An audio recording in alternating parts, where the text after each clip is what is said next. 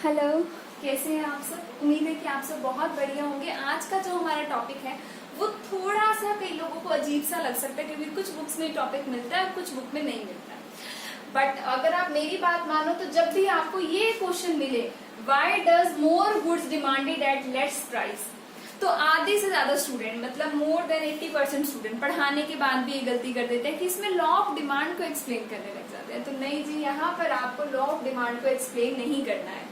आप अगर वो कर देते हैं तो टीचर भी कंफ्यूज हो जाएगा, वो आपके नंबर काट नहीं सकता, फिर आपको नंबर दे भी नहीं सकता।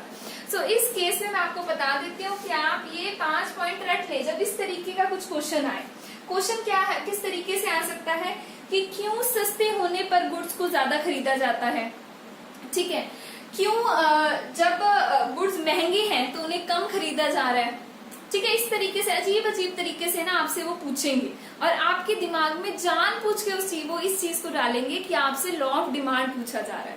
तो कंफ्यूज नहीं होएगा, आपसे लॉ ऑफ डिमांड नहीं पूछा जा रहा, आपसे पूछा जा रहा है इनडायरेक्ट तरीके से लॉ ऑफ डिमांड को। तो वो क्या है, वो इन 5 पॉइंट से आपको समझ आ जाएगा। तो एक एक करके हम इन सारे पॉइंट्स को एक्सप्लेन करेंगे, पर साथ के साथ मैं आपको ये भी बता देती हूँ कि डिमांड सिर्फ इतना नहीं है, बहुत ही बड़ा टॉपिक है। चैनल पर पूरी मैंने एक प्लेलिस्ट बना रखी है माइक्रो इकोनॉमिक्स की, मैनेजरियल इकोनॉमिक्स की, दोनों के लिए इम्पोर्टेंट टॉपिक है ये। क्लास हमारा जो 11th है सीबीएसई के अंदर उनकी ये आती है, कुछ बोर्ड के अंदर ये क्लास 12th में भी टॉपिक आता है। और ये मेरा मार्कर हो गया खत्म। मैं सबसे घबराती हूँ कि मुझे मार्कर ना भरना पड़े और मेरे हाथ में आते ही मार्कर खत्म हो जाता है। चलो इस चीज को छोड़ते हैं, टॉपिक को स्टार्ट करते हैं जल्दी से। तो आज का हमारा टॉपिक है लॉ ऑफ डिमिनिशिंग एमयू। पहला क्या हमने बोला है कि क्यों गुड्स हमारे का ज्यादा खरीदे जाते हैं जब वो हमें सस्ता मिलते हैं। तो आप समझिए हमने क्या लिखना है कि क्यों हम बहुत सारे गुड्स खरीद लेते हैं जब वो गुड्स हमें सस्ते मिलते हैं, उसके बारे में। तो हमने पहला पॉइंट बताया कि law of diminishing marginal utility बहुत बड़ा रोल प्ले करती है जब हम गुड्स को ज्यादा खरीदते हैं और वो हमें सस्ता मिले तो देखिए यहाँ पर वो क्या कह रही है। अगर हमें गुड्स महंगे मिलते हैं, अगर मान लीजिए मुझे गुड्स क्या मिलते हैं, महंगे, तो हर एडिशनल गुड्स पर मिलने वाली मार्जिनल यूटिलिटी हमें पता है हमारी घटती है। मार्जिनल यूटिलिटी का मतलब होता है नई चीज लेने पर मिलने वाली सेटिस्फेक्शन घटती है, क्योंकि आप उसी तरीके की पहले चीज को यूज कर रहे हैं। इसको अगर मैं कुछ टेक्निकल टर्म में बोलूं तो लाइन इस तरीके से इसकी बोली जाती है, when more additional units of a commodity are going to be consumed the marginal utility derive from that commodity tend to reduce. अब मुझे पता है आपको कुछ नहीं समझ आया होगा, तो चलिए मैं इसको बड़ी नॉर्मल लैंग्वेज में समझाती हूँ। वैसे law of diminishing marginal utility की मैंने एक वीडियो भी बना रखी है, काफी सारे व्यूज हैं उस पर, तो मुझे लग रहा है कि अच्छी होगी, लाइक भी काफी सारे हैं, तो आप उसे भी देख सकते हैं। यहाँ देखिए मैं शॉर्ट में समझाती हूँ। जब कोई चीज हमें ज्यादा मिलने लग जाती है तो उससे मिलने वाली सेटिस्फेक्शन कहीं ना कहीं हम लोग के मन में घटने लग जाती है। फॉर एग्जाम्पल मैं शायद से मैं 12th की क्लास में थी जब मैंने पहली बार पिज्जा खाया। हमारे घर में एक्चुअली बाहर की चीजें कम अलाउड होती हैं, हमें ज्यादा खाने नहीं दिया जाता है। वो कहते हैं कि अगर खाना है तो ये आपकी चॉइस है, हमारे पेरेंट्स हमें कहते हैं, पर नहीं खानी चाहिए, हेल्थ के लिए अच्छी नहीं होती। तो मैंने जब 12th में पहली बार पिज्जा को खाया तो मुझे उससे जो सेटिस्फेक्शन मिली, मेरे हिसाब में मुझे वो सेटिस्फेक्शन इतनी ज्यादा लगी, मतलब मैंने पिज्जा ना खाया हो जैसे मैंने पता नहीं क्या कोई जादू का सिरप पी लिया हो, ऐसे मुझे उससे सेटिस्फेक्शन मिली। तो ऐसा ही होता है जब आप किसी कमोडिटी को शुरू में कंज्यूम करते हैं, पहली यूनिट को कंज्यूम करते हैं, तो आपको जितनी सेटिस्फेक्शन उससे मिलती है, आप कौन सी, अगर मैं वहीं बैठे बैठे दूसरा पिज्जा खा लेती, तीसरा खा लेती, चौथा खा लेती, पांचवा खा लेती, तो कहीं ना कहीं मेरी वो सेटिस्फेक्शन घटती चली जाती और एक पॉइंट पर आकर वो जीरो हो जाती सेटिस्फेक्शन, कि अब इसके बाद और मुझे खाना ही नहीं है, ये खा लिया तो कोई फर्क नहीं पड़ा। और उसके बाद वो नेगेटिव भी होती कि मैंने एक और खा लिया तो मेरी पुरानी सेटिस्फेक्शन भी घटने लग गई। तो इस तरीके से law of diminishing marginal utility का कंसेप्ट चल रहा है। तो अभी तक आपने जितना सुना उससे आप एक चीज बहुत अच्छे से समझ चुके होंगे कि जब हम और सामान को लेते हैं तो उससे मिलने वाली सेटिस्फेक्शन घट जाती है। समझ रहे हैं आप इस चीज को? मुझे आज थोड़ा सा ये इशू लग रहा है कि मेरी आवाज हो सकता है ज्यादा क्लियर ना आ रही हो, बट स्टिल कुछ नहीं होता। अगर नहीं आएगी तो मैं इसको डिलीट करके दोबारा भी डाल दूंगी, डोंट वरी। तो अगर मान लीजिए मुझे पता है कि अगली चीज की मैं डिमांड कर रही हूँ पर उससे मुझे सेटिस्फेक्शन घट मिलने वाली है पहले से, कम मिलने वाली है पहले से, पता नहीं अजीब सा लॉकडाउन में घर रह रहे कि ना वो घर वाली लैंग्वेज ज्यादा बोलने की आदत पड़ गई है। तो अगर मुझे पता है कि मुझे अगली से सेटिस्फेक्शन थोड़ी कम मिलने वाली है, तो मैं उसके लिए प्राइस भी कितना पे करूंगी, थोड़ा पिछले वाले से कम। सो इट मीन्स जब प्राइस हमें ज्यादा पे करना पड़ता है किसी भी चीज के लिए, ठीक है, जब हमें प्राइस क्या करना पे करता है, ज्यादा पे करना पड़ता है किसी भी चीज के लिए, तो उस प्रोडक्ट से जो हमें अगली यूनिट लेने पर मार्जिनल यूटिलिटी मिलती है वो मिलती है हमें कम। और अगर हमें मार्जिनल यूटिलिटी कम मिल रही है तो हम प्राइस भी कैसा पे, डिमांड भी कितनी यूनिट्स की करेंगे, पहले से कम।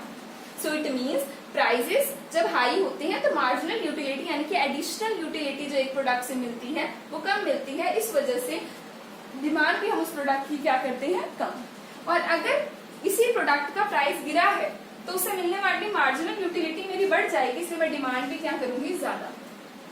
फॉर एग्जाम्पल मैंने किसी कंपनी की लिपस्टिक मंगवाई, अगर वो मुझे महंगी पड़ेगी, ठीक है, या उसका प्राइस बढ़ा हुआ पड़ेगा, अगर मान लीजिए ये लिपस्टिक है, पहले मैंने इसे यूज किया और ये मैंने ली 200 रुपए की और मैंने इसे लेकर के यूज कर लिया, ठीक है, वैसे मैं लिपस्टिक नहीं लगाती हूँ बट स्टिल मान लीजिए फॉर एग्जाम्पल कि मैंने उसे क्या कर लिया, यूज कर लिया। तो जब मैंने ये 200 या 250 रुपए की मान लीजिए लेकर यूज कर लिया और अगली मुझे 250 की मिल रही है, तो मुझे इस लिपस्टिक से सेटिस्फेक्शन कम मिलेगी क्योंकि ये मुझे महंगी मिल रही है पहले से, ठीक है। तो अगर मुझे ये पहले से महंगी मिल रही है तो मेरी इस प्रोडक्ट के लिए मार्जिनल यूटिलिटी क्या हो जाएगी, घट जाएगी, सेटिस्फेक्शन घट जाएगी, तो मैं इसकी डिमांड भी कम कर दूंगी। पर अगर ये मुझे सस्ती मिले, 200 की जगह 150 में मिले, तो मेरी इस प्रोडक्ट से मार्जिनल यूटिलिटी बढ़ जाएगी और मैं इसकी डिमांड भी पहले से ज्यादा कर दूंगी। आगे बात करते हैं size of the consumer group के बारे में। मुझे लग रहा है आपको law of diminishing marginal utility के हिसाब से समझ आ गया होगा कि जब चीज सस्ती होती है तो उसकी मार्जिनल यूटिलिटी ज्यादा होती है, इस वजह से हम उसकी डिमांड भी ज्यादा करते हैं। पर जब चीज महंगी होती है तो उसकी मार्जिनल यूटिलिटी कम मिलती है, इसलिए हम उसकी डिमांड भी कम करते हैं, ठीक है जी। नेक्स्ट है हमारा साइज ऑफ कंज्यूमर ग्रुप। इसका मतलब होता है कि जब हमारी चीज सस्ती होती है तो ज्यादा लोग उस चीज को अफोर्ड कर पाते हैं, ज्यादा लोग उस चीज को अफोर्ड करेंगे तो वो चीज की डिमांड बढ़ जाएगी। फॉर एग्जाम्पल अगर हम एप्पल कंपनी के आईफोन्स की बात करें, अभी वो बहुत ज्यादा महंगे हैं तो उसका साइज ऑफ कंज्यूमर ग्रुप बहुत छोटा है, इसलिए उसकी डिमांड भी क्या हो रही है, कम हो रही है। पर अगर वो सस्ते हो जाएंगे तो size of the consumer group पहले से बढ़ जाएगा, भी हम जैसे लोग भी यूज करने लग जाएंगे, ठीक है, आप तो कर रहे होंगे पर मैं भी यूज करने लग जाऊंगी, तो मेरा जो कंज्यूमर ग्रुप है वो पहले से बड़ा हो जाएगा, इसलिए उसकी डिमांड क्या हो जाएगी, ज्यादा। मुझे लग रहा है समझ आ रहा है आप लोगों को। तो पहले हमने किया लॉ ऑफ डिमिनिशिंग एन्यू से, फिर हमने किया साइज ऑफ कंज्यूमर ग्रुप से। तो सीधी सी बात है जी, अगर कोई चीज आपको महंगी मिलती है तो कम लोग उसे खरीदने जाते हैं, क्योंकि लोगों की अफोर्डेबिलिटी, मैं यहाँ लिख सकती हूँ उसको कि अफोर्ड कर नहीं कर पाते हैं लोग, तो अफोर्डेबिलिटी भी हो सकता है इसके अंदर, तो लोग कम अफोर्ड कर पाते हैं, तो कंज्यूमर का ग्रुप छोटा है तो डिमांड भी क्या होगी, कम। पर जैसे ही चीज सस्ती हुई, लार्ज कंज्यूमर ग्रुप उसको अफोर्ड कर पा रहा है और पहले से ज्यादा कंज्यूमर ग्रुप अगर उसे अफोर्ड कर पा रहा है तो उस चीज की डिमांड भी पहले से क्या हो जाएगी, राइज। नेक्स्ट है हमारा नंबर ऑफ यूजेस। किसी चीज को हम कितनी जगह यूज करते हैं। फॉर एग्जाम्पल हमारे घर में तो ऐसा होता है और काफी फैमिलीज में ऐसा होता होगा, थोड़ा फनी सा एग्जाम्पल है, जब हमारे यहाँ मिल्क अगर सस्ता मिलने लग गया, डेयरी से हम लोग यहाँ पर मिल्क लाते हैं, ठीक है, अगर हमें दूध सस्ता मिलने लग जाता है, बड़ी अजीब सी बात कर रही हूँ, आपको सोचूंगी मैम पता नहीं किस हिसाब से रहती है, बट स्टिल कुछ नहीं होता, अगर समझाना आपको ज्यादा जरूरी है, एग्जाम्पल मेरे कितने भी रद्दी हो सकते हैं अगर हमारे यहाँ पर क्या होता है, जब दूध सस्ता मिलता है, ठीक है, बहुत ज्यादा, तो हम लोग उसको ज्यादा ले लेते हैं, कर्ड भी उससे हम कर देते हैं, ठीक है, उसके अलावा हम उससे खीर भी बना लेते हैं, ठीक है, हम उसको काफी चीजों में यूज कर लेते हैं क्योंकि वो हमें सस्ता मिला, तो हमने उसको बहुत सारी चीजों में यूज कर लिया, तो हमने उसकी डिमांड बढ़ा दी। पर जब दूध बहुत ज्यादा महंगा हो जाता है, कई बार पीछे से डेयरी में वो बोलते हैं कि हमारे पास काउज नहीं थी, आ जा रही थी, जो भी उनका पंगा होता है, ठीक है, तो वो कहते हैं कि भाई आज दूध महंगा है, तो हम उसके यूज को कम कर देते हैं, इसलिए उसकी डिमांड भी कम हो जाती है। तो देखिए इनडायरेक्टली हम अपने पॉइंट पर पहुंच ही गए कि क्यों गुड ज्यादा डिमांड किए जाते हैं लेस प्राइस पर। क्यों? जब प्राइस कम होता है तो हम उसके यूजेस को, क्योंकि वो कमोडिटी ऐसी होती है कि उसका सर्वर जगह पे यूज हो रहा होता है, तो हम उसके यूजेस को बढ़ा देते हैं, इस वजह से उसकी डिमांड ऑटोमेटिकली बढ़ जाती है। पर जब वो चीज महंगी हो जाती है, हम उसके यूजेस को को घटा देते हैं। जैसे मुझे तो चाय का बहुत ज्यादा शौक है, तो मैं सिर्फ चाय पीने लग जाती हूँ, यूज को घटा देती हूँ। मुझे नहीं मतलब कर्ड खानी है नहीं खानी है, तो मैं यूज को घटा देती हूँ, तो मैं उसकी डिमांड को भी जी क्या कर देती हूँ, पहले से कम। अब देखिए इनकम इफेक्ट क्या है हमारा नेक्स्ट, इनकम इफेक्ट, कमाई का असर। जब गुड महंगा हो जाता है, ठीक है, तो लोगों की रियल इनकम कम हो जाती है, इसलिए वो उस गुड की डिमांड भी पहले से क्या कर देते हैं, कम। अब आप ये सोच रहे होंगे ये रियल इनकम क्या भला है, तो घबराने की जरूरत नहीं। रियल इनकम का मतलब होता है कि हम अपनी कमाई से कितने गुड्स को खरीद सकते हैं। फॉर एग्जाम्पल मान लीजिए मेरी तो इनकम 10,000 की 10,000 ही है। ये ना एक ऐसा फिनोमिना होता है जिसमें मेरी इनकम का ये फिगर नहीं बदलती है, बट मेरी अफोर्डेबिलिटी बढ़ जाती है एक तरीके से। तो मुझे ऐसा लगने लग जाता है कि मेरी इनकम पहले से बढ़ गई है, पर इन रियलिटी मेरी इनकम नहीं बढ़ी, सामान बाजार में सस्ता हो गया है, जो कि देखा बहुत कम जाता है क्योंकि हमेशा यही होता है कि प्राइसेस बढ़ जाते हैं, तो हमें लगता है हमारी रियल इनकम बल्कि घट गई है, तो हम पहले से गुड्स की डिमांड को भी घट कर देते हैं। यहाँ देखिए वो क्या कह रहे हैं इनकम इफेक्ट में, इन प्राइसेस के बढ़ जाने की वजह से हमारी परचेजिंग पावर घट जाती है, यानी कि हमें लगता है कि भाई हमारे पास जो पैसे हैं वो महीने का खर्च नहीं कर पा रहे हैं, हमारी रियल इनकम घट जाती है क्योंकि चीजों की कीमतें महंगी हो गई हैं, इसलिए हम डिमांड को पहले से कम कर देते हैं। और प्राइसेस के कम हो जाने से रियल इनकम कंज्यूमर की बढ़ जाती है, इसलिए वो डिमांड भी क्या कर देता है, पहले से ज्यादा। तो ये था हमारा इनकम इफेक्ट। नेक्स्ट है हमारा सब्स्टिट्यूशन इफेक्ट। सब्स्टिट्यूशन इफेक्ट मैंने कल वाले भी अपने वीडियो में समझाया है, अगर आपने नहीं देखी तो प्लीज उसे भी जाकर जरूर चेकआउट कीजिए, क्योंकि आपको बड़े सारे इसमें से जो ये पॉइंट है ये भी समझा दिया था, ये भी समझा रखा है, ये भी पहले वीडियो में आ गया है। इनकम और सब्स्टिट्यूशन इफेक्ट मेरी कल वाली बिल्कुल फ्रेश वीडियो है, उसमें आया हुआ है। तो चलिए सब्स्टिट्यूशन इफेक्ट की बात करते हैं। सब्स्टिट्यूशन इफेक्ट का मतलब होता है मेरे गुड का सब्स्टिट्यूट कौन सा है, मेरे गुड का सब्स्टिट्यूट कौन सा है, मेरे गुड का सब्स्टिट्यूट क्या है। फॉर एग्जाम्पल मेरा गुड है टी, क्योंकि मुझे चाय बेहद पसंद है। मतलब बेहद का मतलब कि कोई वो कहते हैं ना कि दुनिया में कोई सच्चा प्यार किसी इंसान को क्या होता है मुझे पता है मैं बड़ा ज्यादा चाय पे फोकस करके आपको बता रही, पर वो कहते हैं ना दिल के अंदर फीलिंग्स होती है किसी चीज के लिए, तो वो सच्चा प्यार है मेरे लिए चाय, ठीक है।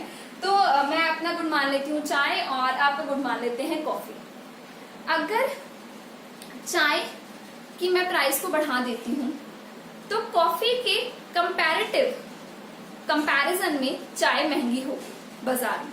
ऐसा मान लिया जाता है कि कॉफी के तो रेट बढ़े नहीं, चाय के बढ़ गए, इसलिए इसका मतलब चाय कंपैरेटिवली अपने सब्स्टिट्यूट के कंपैरिजन में, यानी कि जो उसकी जगह पे यूज हो सकता है उसके कंपैरिजन में चाय कंपैरेटिवली महंगी हो गई, कंपैरेटिवली उसके प्राइस इंक्रीज हो गए, पर रियलिटी में उसके प्राइस इंक्रीज नहीं हुए होते। तो यहाँ देखिए अगर प्राइस टी का बढ़ जाता है तो कॉफी मेरी रिलेटिवली चीप हो गई, कॉफी मेरी क्या हो गई, टी के कंपैरिजन में देख रहे थे ना सब्स्टिट्यूट गुड्स में, तो मेरी कॉफी रिलेटिवली चीप हो गई, तो कस्टमर सारे जंप करके कॉफी पे पहुंच जाएंगे क्योंकि प्राइस ऑफ टी इंक्रीज हो गया, तो इसकी वजह से टी की डिमांड रिड्यूस हो जाएगी। दोबारा से समझिए, फॉर एग्जाम्पल मैं यूज करती हूँ बॉल पेन, ठीक है, मैं क्या यूज करती हूँ अपना बॉल पेन, तो अगर बॉल पेन के प्राइसेस 5 से 6 हो गए, जेल पेन अभी 5 के 5 पर ही है, तो जेल पेन कंपैरेटिवली सस्ता हो गया। एक्चुअल में जेल पेन सस्ता नहीं हुआ, पर बॉल पेन से हम जब कंपेयर करके उसे देखेंगे तो हमें लगेगा कि नहीं ये सस्ता हो गया, because it is relatively cheap. अपने सब्स्टिट्यूट के कंपैरिजन में ये क्या है, आपका चीप है, तो इस वजह से आप सब लोग जेल पेन की डिमांड करेंगे और बॉल पेन की डिमांड क्या हो जाएगी, डाउन, क्योंकि बॉल पेन का प्राइस राइज होते ही वो रिलेटिवली भी उसके प्राइस हाई हो गए और जो उसका सब्स्टिट्यूट है वो रिलेटिवली चीप माना जाएगा, इसलिए कस्टमर वहां चला गया और इसकी प्राइस क्या हो गए, इसकी डिमांड क्या हो गई, डिक्रीज। वही बात मैंने यहाँ पर लिख रखी है, प्राइसेस टी के बढ़ जाने से कस्टमर हो गए शिफ्ट कॉफी पर, इसलिए प्राइस के डिमांड टी की घट गई, और प्राइसेस टी के कम हो जाने से कॉफी पर टी पर शिफ्ट हो जाएंगे कस्टमर जो कॉफी पी रहे थे पहले वो भी, तो इस वजह से डिमांड टी की क्या हो गई, राइज। तो मुझे लग रहा है आपको समझ आ गया होगा, फटाफट से मैं रिवाइज करवा देती हूँ लॉ ऑफ डिमिनिशिंग एवन्यू, जो आपको ये समझाएगा प्राइस बढ़े। अब मेरा क्वेश्चन क्या है यहाँ पे, मैं क्वेश्चन से पिक करके आपको बताती हूँ, आपके में उल्टा भी क्वेश्चन आ सकता है कि क्यों लेस डिमांड होती है प्राइसेस के हाई होने पर, तो आप देखिए मैं किस हिसाब से इसे पिक कर रही हूँ अपने वाले वर्ड्स को, आप ही उस हिसाब से पेपर में पिक कीजिएगा। तो मेरा क्या क्वेश्चन है, देखिए यहाँ पे why more goods demanded at less price, तो मोर गुड डिमांड हो लेस हो प्राइस, तो मैं कहीं ना कहीं मैं इसकी बात कर रही हूँ, यहाँ से मैं इसकी बात कर रही हूँ, इधर से मैं इस चीज की बात कर रही हूँ, इधर मैं इस चीज की बात कर रही हूँ, और लास्ट में अंदर मैं इस चीज की बात कर रही हूँ मेरे क्वेश्चन के अकॉर्डिंग। तो मैं इसी चीज को समझाती हूँ आपको दोबारा से। आपके क्वेश्चन के अकॉर्डिंग आप इसकी भी बात कर सकते हैं। जब मैं इसे समझाऊंगी आपको और अच्छे से क्लियर हो जाएगा कि आपको किस तरीके से पेपर में इस चीज को अटेम्प्ट करना है। बेसिकली डीयू में ज्यादा क्वेश्चन आता है, हमारा तो एमडीयू है, महर्षि दयानंद यूनिवर्सिटी है, वहां इस तरीके से ज्यादा क्वेश्चन आया हुआ होता है और डीयू में ज्यादा इसके आने के चांसेस हैं। अगर आप क्लास 11-12 में है तो आपके लिए काफी ज्यादा इंपॉर्टेंट बन जाता है।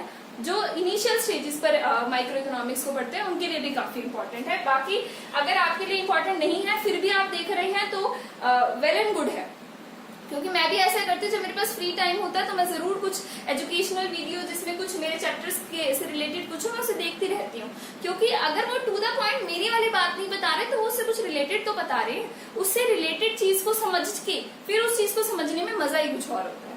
तो यहाँ देखिए law of diminishing marginal utility ये कहता है अगर प्राइजेस है कम तो एमयू मिलती है ज्यादा, इसलिए मैं डिमांड कर देती हूँ ज्यादा, जो इसका करेक्ट आंसर बन जाएगा फर्स्ट पॉइंट का।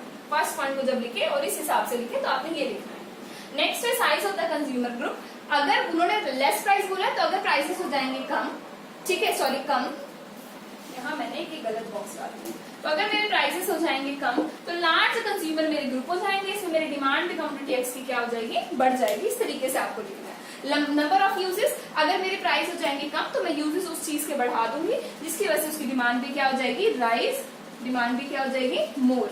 नेक्स्ट देखिए इनकम इफेक्ट, अगर प्राइस हो जाएगा कम तो रियल इनकम कंज्यूमर की बढ़ जाएगी, इसलिए वो उसकी डिमांड को भी क्या कर देगा, बढ़ा देगा। रियल इनकम से मतलब है उसकी एक्चुअल इनकम नहीं बढ़ी पर कम, उसको लगने लगेगा कि मेरी इनकम बढ़ने लगी, एक पैराडॉक्स हो जाता है। नेक्स्ट है सब्स्टिट्यूशन इफेक्ट, अगर प्राइस टी के हो जाएंगे कम तो कस्टमर कॉफी वाले भी शिफ्ट करके टी पीने लग जाएंगे, इस वजह से डिमांड टी की क्या हो जाएगी, rise, that is substitution effect. तो इन शॉर्ट ये कुछ 5 पॉइंट है जिनको थोड़ा सा आपको लगेगा कि ट्रिकी से है, लर्न करने में थोड़ी हमें दिक्कत हो रही है, तो कुछ नहीं होता। आप इस वीडियो को 1-2 बार देखिए, दिमाग में बिठाइए कि मैं किस तरीके से इसे बोल रही हूँ, ठीक है, और उस हिसाब से आप इसे लर्न कीजिए। आपकी जितनी बार आप इस वीडियो को दोबारा देखेंगे ये पॉइंट आपके दिमाग में बैठ जाएंगे, ठीक है। तो आप इसको अच्छे से कीजिए, ये बहुत मेरे हिसाब से काफी ज्यादा इंपॉर्टेंट टॉपिक है। अगर आप ये सोच रहे हैं कि भाई हमारा अभी पेपर नहीं है क्योंकि ये कोरोना टाइम थोड़ा सा चल रहा है तो इस वजह से पेपर नहीं है, तो कुछ नहीं होता, लेकिन आप फिर भी इसे देखिए क्योंकि ये 5 पॉइंट तो बहुत ज्यादा इंपॉर्टेंट है, आपको एज इट इज ही लर्न करने पड़ेंगे। आप इसमें कुछ तोड़ मरोड़ के कुछ और नहीं बना सकते। हाँ, नंबर ऑफ यूजेस को आप मल्टीपल यूजेस इस तरीके से कर सकते हैं, बाकी किसी और का आप ऐसा कुछ ना कीजिएगा। And thanks for watching video.